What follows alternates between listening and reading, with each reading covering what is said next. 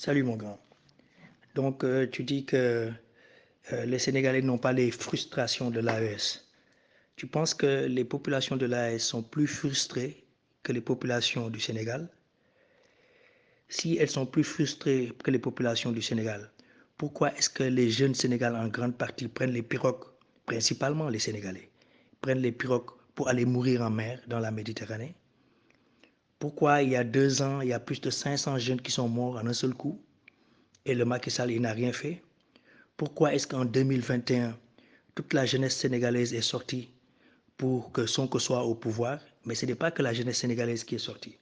Je te signale au demeurant que toute la jeunesse africaine a soutenu Sonko. D'accord? Voilà. Si nous ne pouvons que critiquer que ce que nous-mêmes nous avons protégé. C'est nous-mêmes les Africains de toute l'Afrique, d'accord, qui avons soutenu Sonko. Si ce n'était que, et je précise bien, que la jeunesse sénégalaise, Sonko ne serait pas aujourd'hui au pouvoir. Ce serait un problème sénégalais. Les Occidentaux s'en foutront. D'ailleurs, quand Sonko était en prison, la CEDEAO l'a regardé.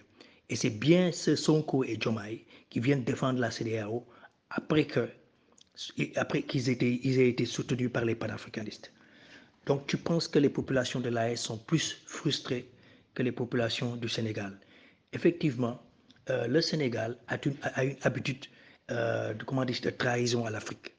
Je précise bien, les élites sénégalaises ont une habitude de trahison à l'Afrique, commençant par Blaise Diagne, d'accord, qui a été un grand franc-maçon et qui a permis effectivement de démontrer aux Blancs que effectivement les colons, les gouverneurs coloniaux à la peau blanche pouvaient partir et qu'ils pouvaient être bien remplacés et dûment remplacés par des gouverneurs coloniaux à la peau noire. C'était le premier député français sur les terres d'Afrique. Ensuite, premier maire, c'est lui qui a introduit la franc-maçonnerie massivement en Afrique parmi les élites africaines qui sont aujourd'hui prises en otage par les loges maçonniques. C'est Blaise Diagne, un Sénégalais. Ensuite, le premier président du Sénégal, ce n'était pas Senghor. D'accord? Il faut que tu comprennes les enjeux. D'accord? C'était plutôt le Malien Modibo Keïta qui était le premier président de la terre du Sénégal avec la Fédération du Mali. Et Senghor, accompagné de Mamadou Dia, a trahi Modibo Keïta. Et donc, je vais te raconter toi ton histoire du Sénégal. Senghor, le Sénégalais, élu à l'Académie française pour promouvoir la langue française par les Français, d'accord, bon mouton et bon servant de la France, d'accord, a eu à trahir Modibo Keïta. Ils ont chassé les Maliens parce que la capitale de la Fédération du Mali se trouvait à Dakar. Et donc, ils ont chassé toute l'administration malienne, tous les administrateurs maliens, sans aucun sou vers le Mali. Ça, c'était un premier coup d'État. Parce que vous dites que le Sénégal n'a pas jamais eu de coup d'État. Si, le Sénégal a eu un coup d'État. Il a eu même 2 coups d'État. Le premier coup d'État, c'était le coup d'État de Senghor, accompagné de Mamadou Dia, qu'ils ont effectué sur Modibo Keïta, le premier président du Sénégal. Et donc, c'est comme ça que Modibo Keïta s'est retrouvé président du Mali. Il était président du Sénégal. Mais comme la France a vu que Modibo Keïta, excusez-moi, s'armait et qu'il voulait expulser l'armée française, comme Assimi Goïta veut aujourd'hui expulser l'armée française, il voyait que Modibo Keïta voulait créer sa première monnaie, sa propre monnaie, comme les États de l'AES veulent le faire actuellement. Ils ont vu qu'ils n'en voulaient plus avec une colonisation déguisée. Mais effectivement, les Français ont monté Senghor et Mamadou Dia contre Modibo Keïta et ils l'ont expulsé. Ça, c'était le premier coup d'État. Le deuxième coup d'État, c'est que quand Senghor lui-même, vous aviez à ce moment-là un État bicéphale. Donc, c'est l'histoire qui est en train de se répéter. Vous, les Sénégalais, les peuples sénégalais, vous devez apprendre votre histoire. Parce que si vous n'apprenez pas votre histoire et celle de l'Afrique, vous êtes appelés à faire les mêmes erreurs. Un peuple qui est amnésique est appelé à faire les mêmes erreurs et ne peut pas se développer. Vous allez faire les mêmes erreurs.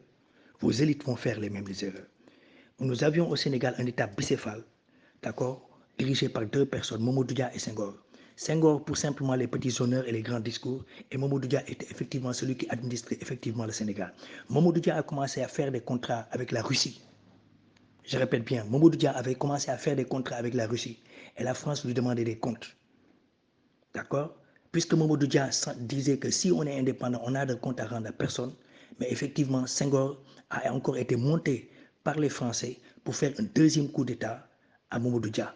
Il a mis lui-même Mamadou Dia, son comparse, il a mis en prison pendant presque toute sa vie.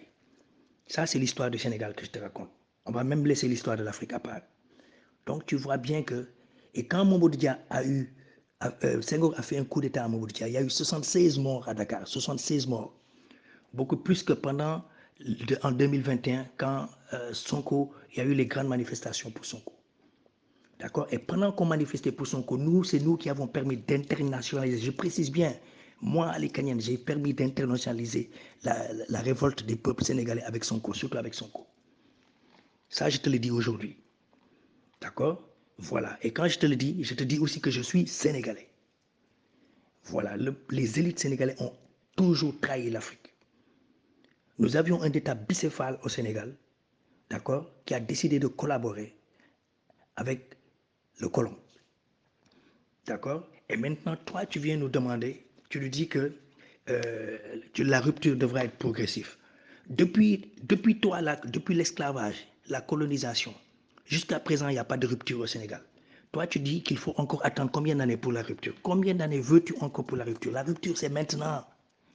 Est-ce que vous n'avez pas compris, vous les Sénégalais? Ou bien vous pensez que le monde se limite au Sénégal? Ou bien que le Sénégal, c'est le centre de l'Afrique? Mais le Sénégal, c'est la périphérie. D'ailleurs, même en tant que Sénégal, en tant que terre, je vais vous dire, la terre du Sénégal n'a aucune histoire. N'a aucune histoire significative par rapport à l'Afrique. Les empires en Afrique, c'était l'empire du Mandé, l'empire Zoulou, d'accord, l'empire Songhai, l'empire du Ghana, etc., etc., d'accord. C'est ça les grands empires. Le Sénégal n'a jamais eu de grande histoire. Le Sénégal est une création coloniale. Vous devez le comprendre. D'accord?